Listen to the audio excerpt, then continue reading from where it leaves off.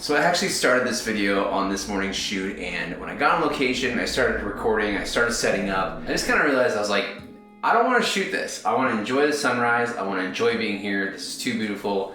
I just want to take pictures. I don't want to have to worry about filming. I just wanted to spend a nice Sunday morning enjoying the sunrise, drinking some coffee. So I decided to film it here when I got back later in the day. So here we are. Welcome back to the channel. Thanks for coming back to the channel. Thank you so much for continuing coming back. If you're new here, my name's Elias. I'm a landscape photographer, an amateur landscape photographer, and brand new to YouTube. I bring videos of me going on location and showing shots that exploring the Pacific Northwest and bringing my take to the landscape photography world that is on YouTube and the internet. So welcome if it's your first time, and if it's not and you're back, thank you for coming back.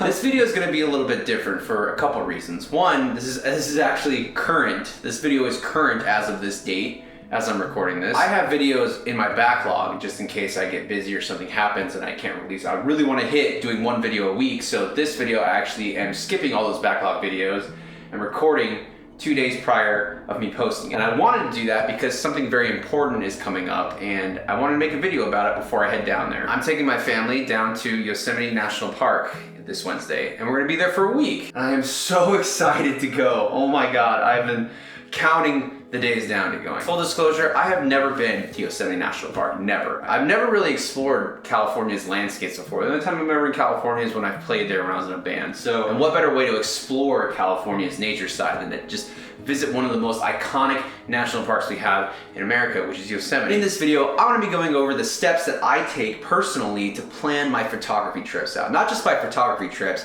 but also my vacation trips. Let's be honest, my vacation trips are photography trips. There's like no separation anymore. But it coincides with both of them, whether you're doing it for traveling because you're going on vacation or whether you're trying to plan a photography trip and you need to plan your shots out. This video will teach you what to do in order to optimize all of your time while you're on location. So step number one is pretty obvious in its location. Where do you want to go? What do you want to see? What do you want to do? What are the activities you're looking to do? Hiking? Do you want to do pull-up spots? Do you want to do viewpoints? Do you want to go paddleboarding? Do you want to go kayaking? Do you want to sit on a lake all day? There's so many different activities you can do. And all you got to do is just think about what you want to do and then just start Googling great places to go do this with beautiful views, and I swear to God, you will find one. I'm using Yosemite as an example because I'm about to take a trip there, but it's a very easy example. I have a lot more trips planned out this year that are a lot more discreet and a little bit more of hidden gems, if you will, that I will go over how I researched those and how I found those out as the time comes when I get closer to those. For simplicity reasons, we're gonna be using Yosemite as an example. So once you got your location out of the way, the second thing that I think you need to choose is what time of year you wanna go. Now this is a broad statement, this is a broad question because there's a lot of factors that go into the time of year and that will affect your trip. What season do you want to see it in? Are the activities that you want to do accessible in all seasons? Which season are your activities accessible in that you're gonna go? What kind of weather hits that type of year? There's so many things that dictate what type of year you want to go, and I will start explaining mine as to why I chose this time to go to Yosemite. One being the Milky Way. It is finally Milky Way season. Finally. And the shots that I'm planning to do with the Milky Way are not possible earlier this year or late last year. I've done the research to know the position of it and where I want to shoot it and vantage points inside the park that I have to do it at certain times of the year. So late spring is the time I chose for that. Now I chose late spring to do for a few reasons. One, people. Obviously Yosemite is a very popular national park and there's gonna be people there no matter the time of year you go. But I can mitigate that as much as possible by going in a less desirable time, which I feel would be springtime, because summer is peak season. You even need to reserve a special pass on the day you're gonna go. Not just getting your parks pass, you have to reserve an actual additional pass to get in there during peak summer hours. So I'm going before that because there are so many people that go there. Another reason I chose spring is because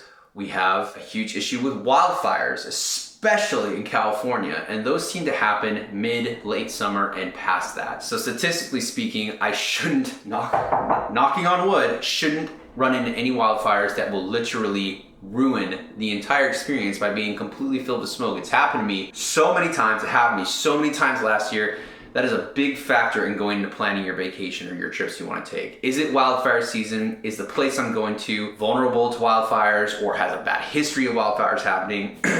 California. Very important thing to know and very important thing to understand before you take a trip somewhere like that. The next big factor is planning your shots. Now, this doesn't apply to everyone because a lot of people, myself included, also like to go out and just do very spontaneous things. But there is some planning that should always go into something, especially if you're gonna be driving 12 hours to a location you've never been before. Now, when you go to plan your shots, you gotta kind of plan your subjects. My subjects are going to be the obvious ones, which would be Half Dome, El Capitan, Bridal Veil Falls, Three Brothers. There's so many subjects that I want to shoot. And honestly, I only have 6 days, because I'm not counting the days I travel as shooting days. And that to me is a short amount of time to completely optimize every single day to get the shots that you want to get. So I have planned most of my shots as a percentage of my time. I'm looking at shooting roughly 60 to 70% planned shots, roughly 30 to 40% spontaneous. Now I say spontaneous, but I don't actually mean fully spontaneous. I have areas in mind that I'm going to go to at certain times of the day, whether that be sunrise, sunset, or at nighttime when I can shoot the Milky Way. I'm going to just wander out and just see what I can find, because not everything has to be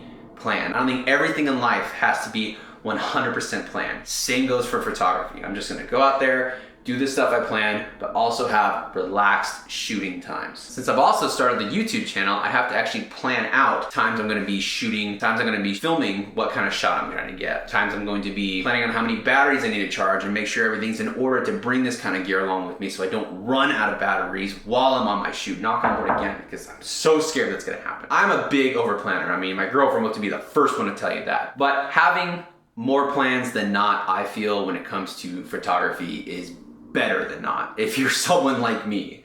Now, maybe you just do really well at rolling with the punches and just whatever comes with you, you just make the best of it. And that's awesome, that's good for you. I, for one, am not like that, and I'm trying to be better at that. I'm hoping this trip kind of helps teach me that in the aspect of I don't always have to have everything planned, and then I can relax a little and just enjoy the moment, enjoy photography, and just going and shooting whatever catches my eye wherever I am. And I think this brings me to my final tip, which kind of coincides with the last tip, but I think it is important to mention that you have to have a backup plan. And when I say that, I mean you have to be able to compromise. You have to be willing to accept whatever it is you're trying to do. Now, I've been watching the weather down in Yosemite for the last few weeks, and we are looking at having clear skies and partly cloudy skies. A lot of knocking on wood this video. I'm very superstitious when it comes to this kind of stuff. Those are the weather conditions I want more than anything. But it is springtime, and it is known for weather to change dramatically in Yosemite National Park. Kind of reminds you of somewhere else, right? Like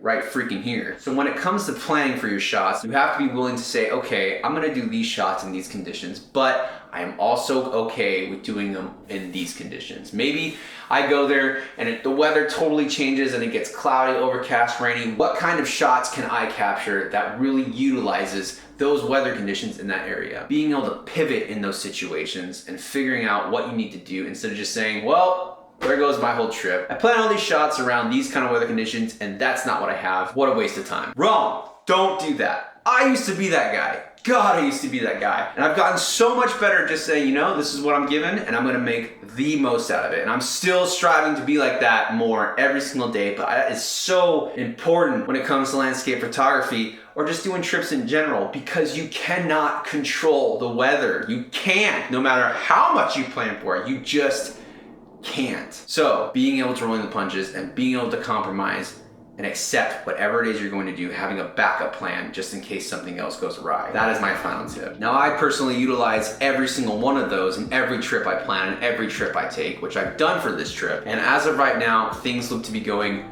very well as far as condition-wise for me. I'm very thankful for that, and I'm hoping it stays that way. I'm gonna be shooting a lot of content while I'm down there, and I mean a lot of content while I'm down there. YouTube videos, Instagram stuff, photos, stories, recording pretty much the entire thing. I'm gonna be that annoying guy to my girlfriend, I swear. But if any of that stuff interests you and you wanna see a first-time landscape photographer in Yosemite National Park, stay tuned and subscribe to the channel because it will be coming, and I guarantee it's gonna be awesome.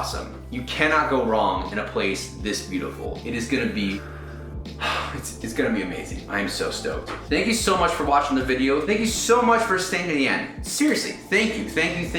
If you enjoyed this video, if it brought you any value to you at all, if it just brightened your day or it actually gave you some information that you feel like you're gonna use, please hit that like button. Please hit the thumbs up button. It helps me out so much. I'm a brand new channel and I'm trying to grow. Please like the video. Now that being said, next week's video is not going to be a Yosemite video. It's gonna go back to the backlog, but I'm gonna try to make these videos in Yosemite prestige. I'm gonna try to do the best I can. So they will be coming out. They will be great. I promise it's gonna be awesome. If you don't wanna wait that long, follow me on Instagram. I'm gonna be putting the entire thing on my stories. I'm gonna be posting stuff on there while I'm there. It's gonna be really cool. Thank you guys for watching. Thank you for continuously coming back. I'm really feeling good about this whole YouTube thing. I'm really excited for this year. I got so many trips planned.